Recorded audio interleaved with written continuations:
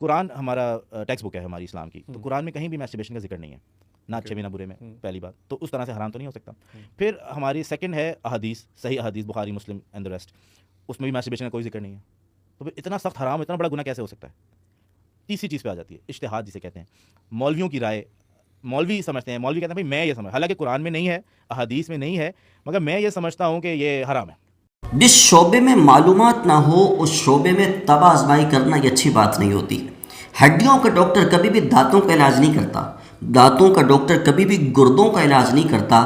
اسی طریقے سے جب آپ کو دین کے علم میں جب معلومات نہ ہو تو اس میں اپنی رائے زنی نہ کیجیے۔ اگر آپ کو سکھانے کا جذبہ ہے تو پہلے سیکھیے، بعد میں پھر سکھائیے۔ ڈاکٹر صاحب نے اپنی گفتگو میں کہا کہ ماسٹر بیشن یعنی کہ مشت زنی، اپنے ہاتھ سے اپنے مادے کو خارج کر لینا، یہ اس کا ذکر اللہ تبارک و تعالیٰ نے قرآن مجید میں نہیں کیا۔ میں یہ بات آپ کو بتاتا جاؤں کہ قرآن مجید اصول کی کتاب ہے، اس میں اللہ نے قوانین کو بیان فرما دیے۔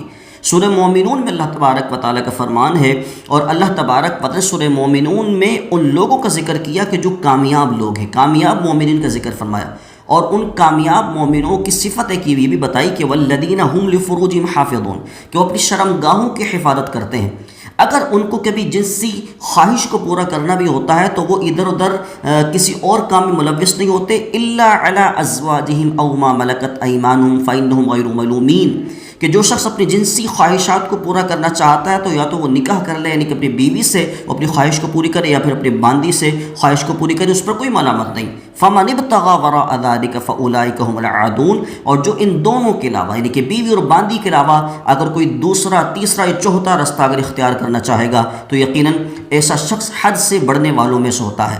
تو اللہ تبارک و تعالیٰ نے اپنی جنسی خواہش کو پورا کرنے کے لیے بیوی اور باندی کا راستہ ہمیں بتلایا ہے۔ اب اس کے علاوہ کچھ بھی ہو، ماسٹربیشن بھی ہو، تو یقیناً یہ بھی ایک ناجائز فعل ہے۔ پھر ڈاکٹر صاحب یہ کہتے ہیں کہ اس حدیث مبارکہ میں اس کا کوئی ذکر نہیں ملتا، یہ بھی ان کی کم علمی پر دلالت کرنے والی بات ہے۔ حدیث مبارکہ میں اللہ تبارک و تعالیٰ کے رسول صلی اللہ علیہ وسلم نے ایسے لوگوں کا ذکر فرمایا ہے۔ ایک حدیث مبارکہ میں ہمیں یہ بات ملتی ہے کہ سرور دو عالم نے 7 لوگوں کا ایسے ذکر فرمایا کہ جن سے اللہ تبارک و تعالیٰ قیامت کے دن نہ تو گفتگو کرے گا نہ ان پر نظر رحمت فرمائے گا، اور ان 7 لوگوں میں سے ایک ذکر فرمایا کہ وہ شخص کے جو اپنے ہاتھوں سے اپنا مادہ خارج کر ڈالے، اللہ تبارک و تعالیٰ اس پر بھی نظر رحمت نہیں فرمائے گا۔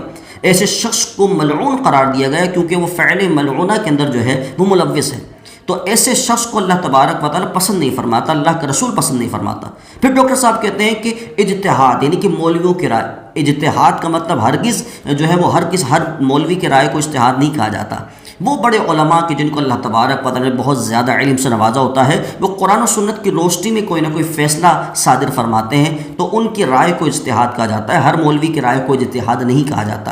ہاں اگر میڈیکل میں اگر آپ یہ کہتے ہیں کہ میڈیکل میں اس کا کوئی نقصان نہیں ماسٹربیشن کا، تو یاد رکھیں ہم مسلمان ہیں، اور مسلمان کے لیے سب سے پہلی چیز جو ہم دیکھیں گے، ہم قرآن و سنت دیکھیں گے۔ جب قرآن و سنت میں اس فعل بد کی مذمت کر دی گئی ہے تو اب ہم میڈیکل کو نہیں دیکھیں گے۔